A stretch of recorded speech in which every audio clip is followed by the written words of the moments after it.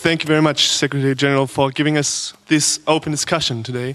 I'm Jan-Christoph Kunz. I'm studying in Dresden, Germany. I would like to give you a scenario. Just like 1999, you've talked about the relationship to Russia and you've talked about the relationship to the UN. Given there's a humanitarian crisis or violation of human rights, maybe even in the former Soviet region, and Russia is giving a veto in the Security Council, but still there's our values, as you said, maybe to be defended. What would be your position in that situation? Would you still, say, pledge for engagement of NATO in this region, in NATO states, or what would you do? Those are the most tricky ones in a long political career. I know that questions starting with if are the most tricky ones, because if I'm going to answer them, or my spokesman would say when I'm going to answer them, because non-native English speakers do not always know the difference between if and when. I can tell you, if I go to Strasbourg or when I go to Strasbourg, I thought it was the same. It's not, as my spokesman is nodding yes, so I'm doing okay. But all jokes apart, it is very difficult to me to answer a question on an iffy scenario. But nevertheless, I'll do my best. What I think is a development which gives me some concern is that we are again seem to discussing spheres of influence.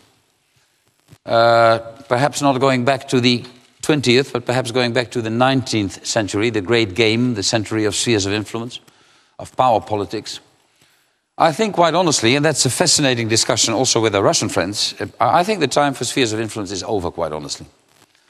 And we should not discuss spheres of influence or areas where one should not dare to tread. But I say here again, and I answered your Georgian colleague in the same way, NATO will always respect the territorial integrity of a nation.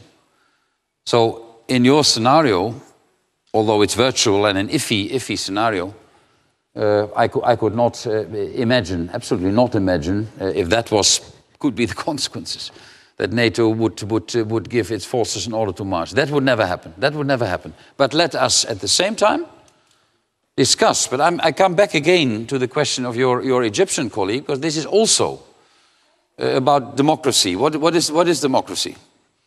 I don't hide the fact that I come from a nation where I think democracy is fairly well advanced.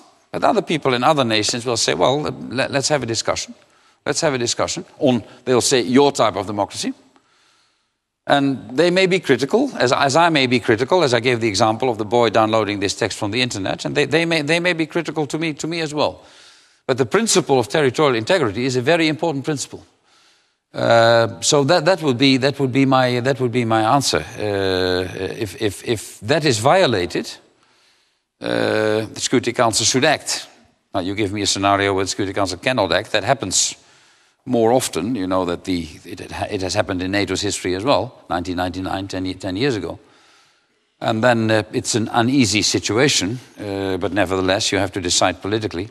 But I would not see NATO act in your, albeit virtual, scenario.